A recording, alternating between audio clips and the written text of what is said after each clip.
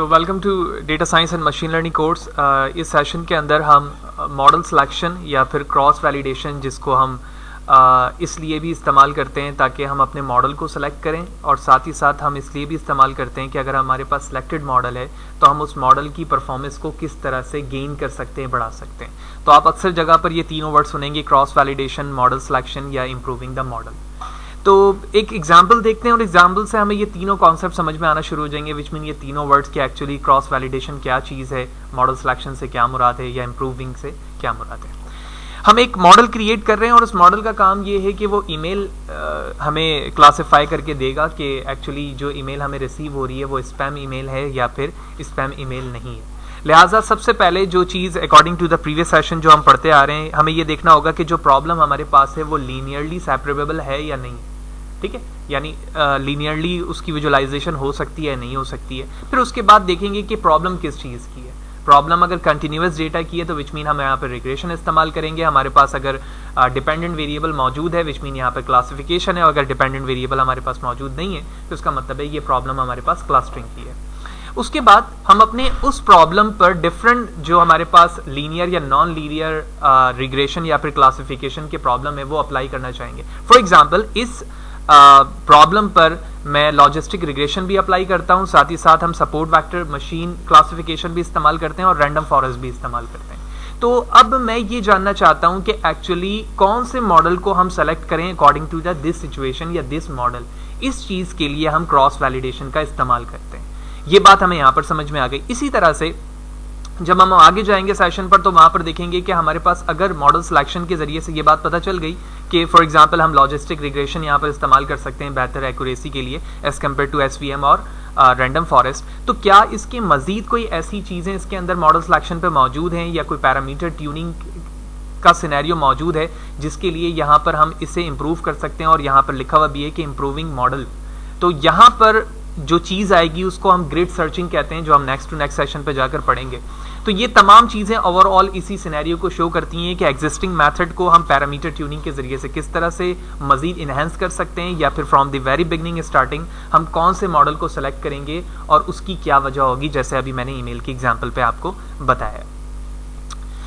Definition की respect से अगर देखा जाए तो क्रॉस वैलिडेशन हमारे पास बिल्कुल आसान एग्जांपल पे अगर मैं बताऊं तो फॉर एग्जांपल हम एज्यूम करते हैं कि हमारे पास एक डेटा सेट है और उस डेटा सेट की क्वांटिटी 100 है।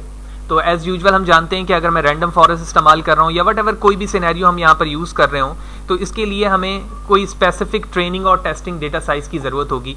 तो इस एग्जाम्पल में मैंने एक दफ़ा 70 और 30 का रेशो रखा और दूसरी दफ़ा मैंने 80 और 20 का रेशो रखा, ठीक है। कोडिंग के टर्म पे बात करूं तो हम यहाँ पर अगर मैं रैंडम सिलेक्शन की बात करता हूं, रैंडम स्टेट, तो हम समटाइम 0 लेते हैं, 1 लेते हैं या कोई भी वैल्यू लेते हैं। तो फॉर एग्जांपल फर्स्ट स्टेज पर जब 70 और 30 का रेशो रहा तो लॉजिस्टिक रिग्रेशन ने मुझे रिजल्ट दिया 85%, इसकी एक्यूरेसी रही, ठीक है, और रैंडम स्टेट हमारे पास 0 था।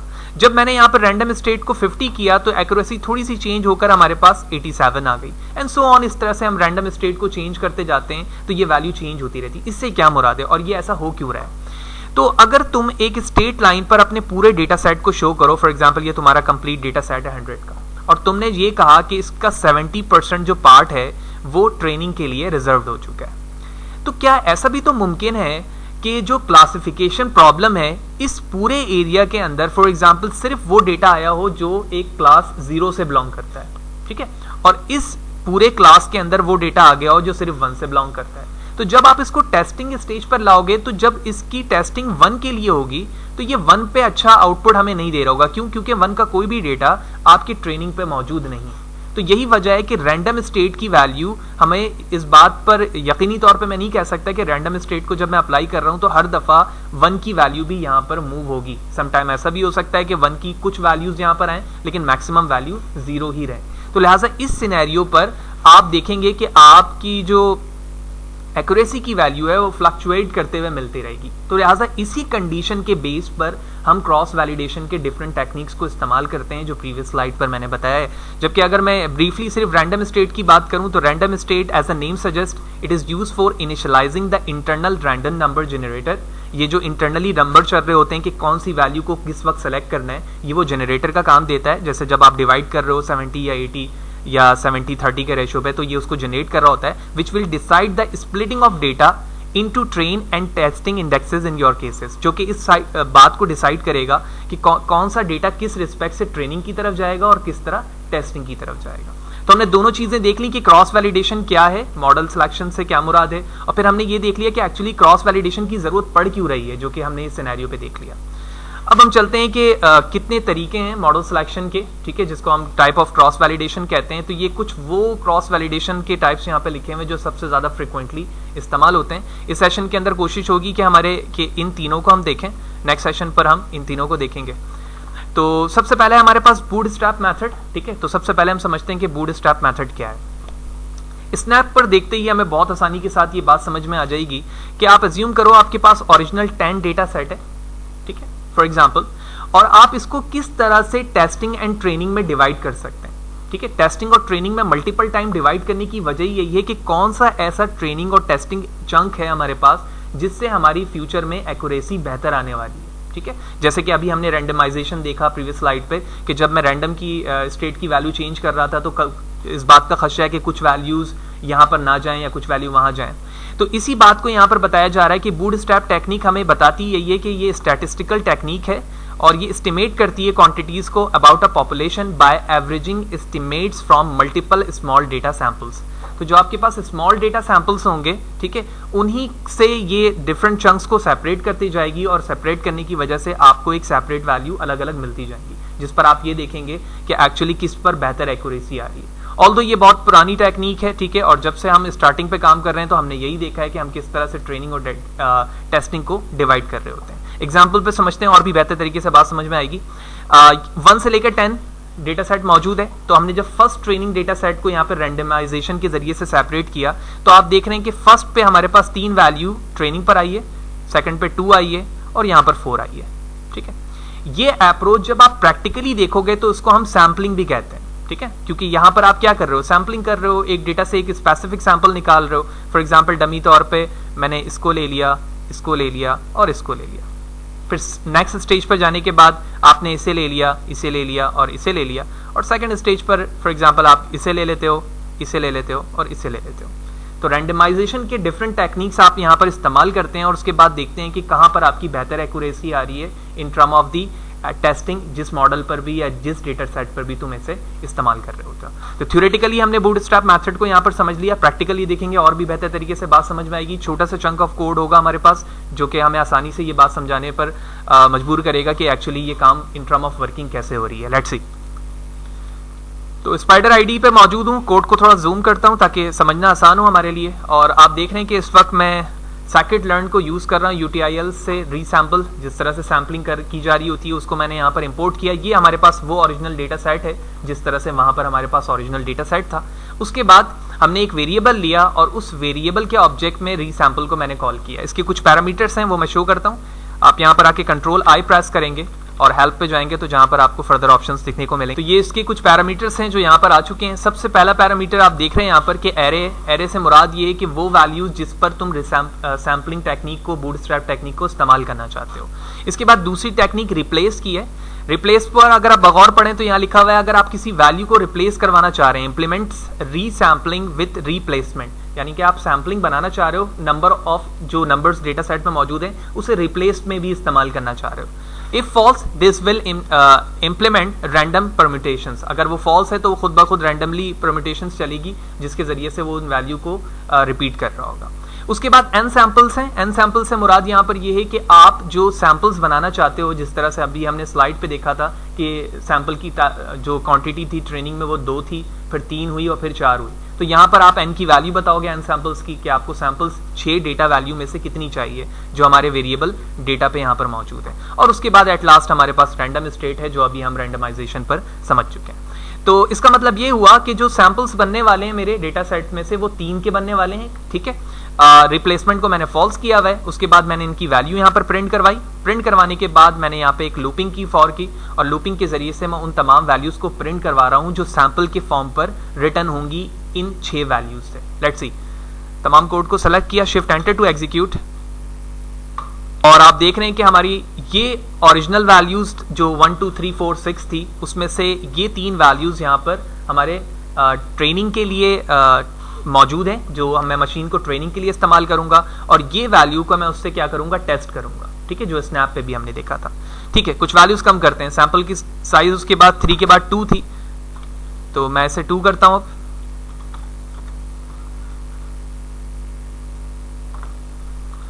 Okay, shift enter to execute, और आप देख रहे हैं सैंपल के साइज की क्वांटिटी बिल्कुल उसी फॉर्म पे हुई, यानी जो ट्रेनिंग है वो 2 की होगी और टेस्टिंग इस फॉर्म पर चेंज हुई। या आप एक्सचेंज करके जिस तरह से भी अप्रोप्रिएट करना चाहते हैं वो कर सकते हैं। 4 की सैम्पलिंग करनी है, ठीक है, आप 4 करके दोबारा एग्जीक्यूट करें। परम्यूटेशनल पे डिफॉल्ट अगर आप फॉल्स को ट्रू करना चाहते हैं आप ट्रू करके भी देख सकते हैं यहाँ पर, तो मैं ट्रू करता हूँ अब।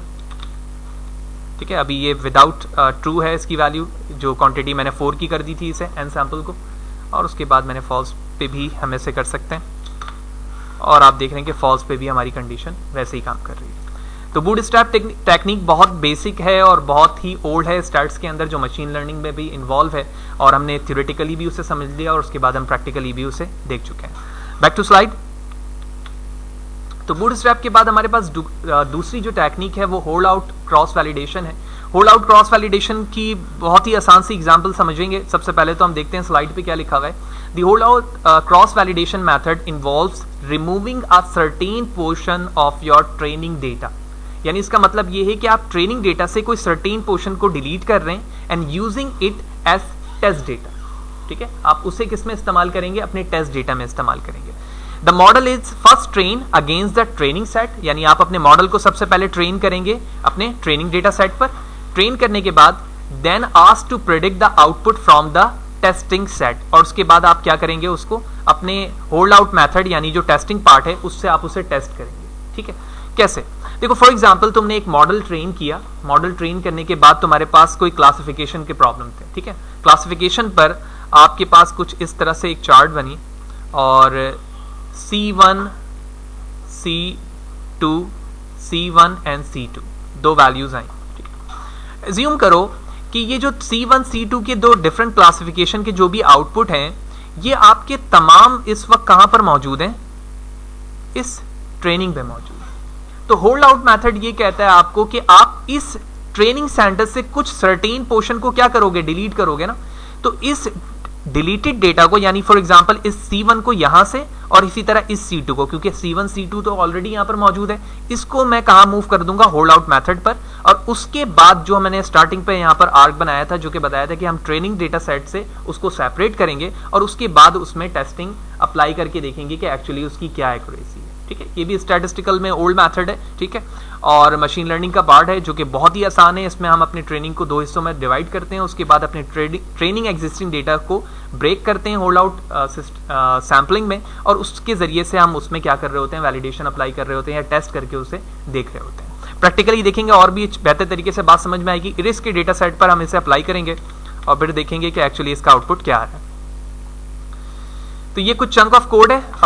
हम प्रीवियस एग्जांपल पे भी डिफरेंट क्लासिफिकेशन पे इरिस पे भी काम कर चुके हैं। ये फ्लावर का एक डेटा सेट है। तो सबसे पहले मैं रीस्टार्ट कर लेता हूं अपने कर्नल को। Okay, now it's restarted. Zoom करते हैं। तो सबसे पहले आप देख रहे हो कुछ इंपॉर्टेंट लाइब्रेरी है, और यहाँ पर होल्ड आउट के लिए आप अपने डेटा सेट को ट्रेन एंड टेस्ट पे क्या कर रहे हो, स्प्लिट कर रहे हो। जैसे कि हमने उस डायग्राम में भी देखा कि हमारे जो इमेज है वो स्प्लिट हो रही है। स्प्लिट होने के बाद आपने अपने डेटा सेट को डिवाइड किया है लोड करने के बाद ट्रेनिंग और टेस्टिंग में, और आप देख रहे हो कि हमारे पास जो टेस्ट साइज है वो 40% है।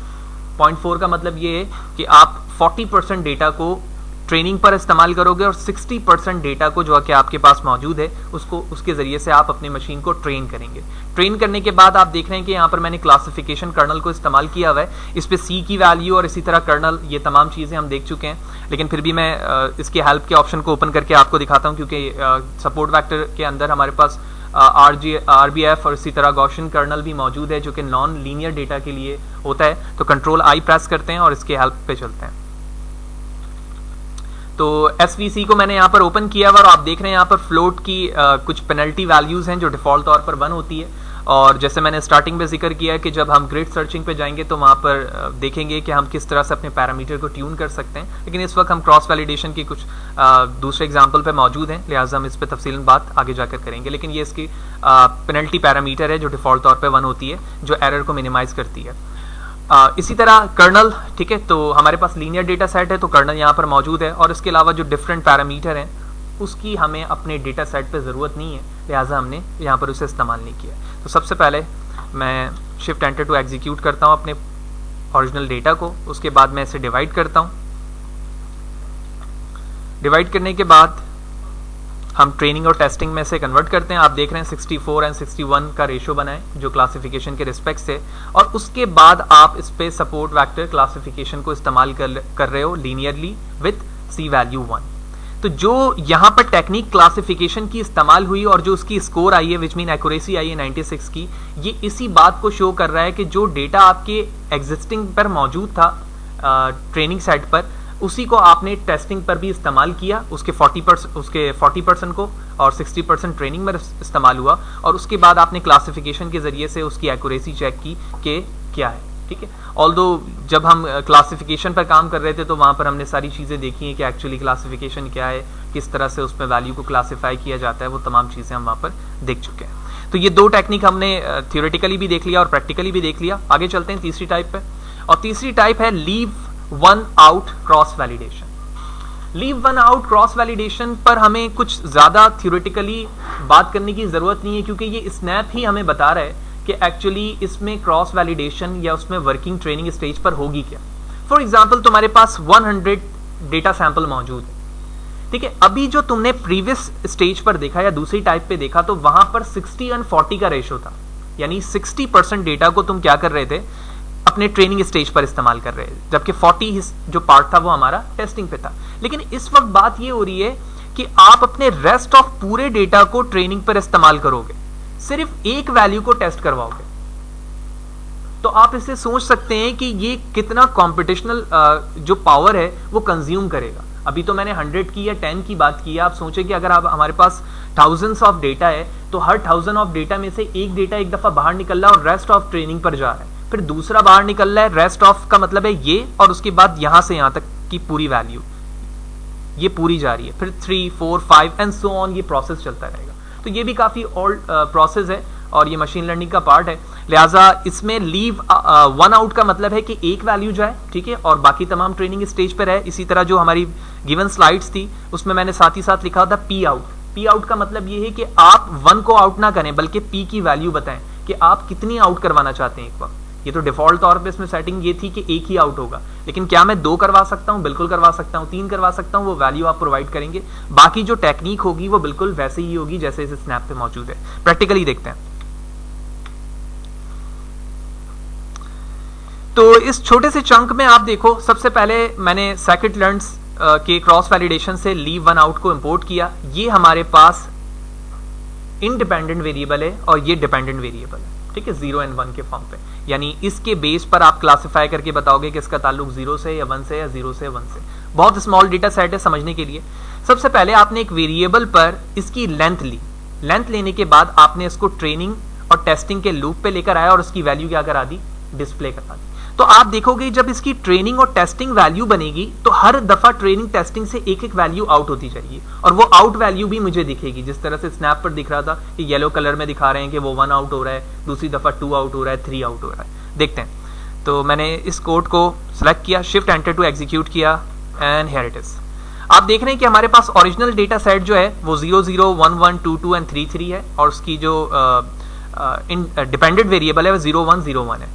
तो इस 1, 2, 3 से एक दफा 0 आउट हुआ, फिर उसके बाद 1 आउट हुआ, फिर उसके बाद 2 आउट हुआ और उसके बाद 3 आउट हुआ। तो आप देख रहे हैं हर स्टेज से जब वैल्यू आउट हो रही है तो जो ओरिजिनल डेटा है आपका उसमें वो वैल्यू मौजूद नहीं है, ठीक है।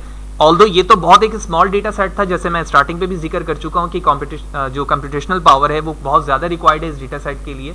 तो हमने इसको प्रैक्टिकली भी देख लिया कि एक्चुअली हर दफा ये स्टेजेस किस तरह से आउट होंगी ट्रेनिंग और टेस्टिंग के लिए और उसका प्रोसेस किस तरह से चलेगा वो यहाँ पर हमें दिख रहा है हर एक वैल्यू पे। आप चाहें तो मल्टीपल वैल्यूज को यहाँ से चेंज करने के बाद भी उसे शो करवा सकते हैं, कन्वर्ट करवा सकते हैं।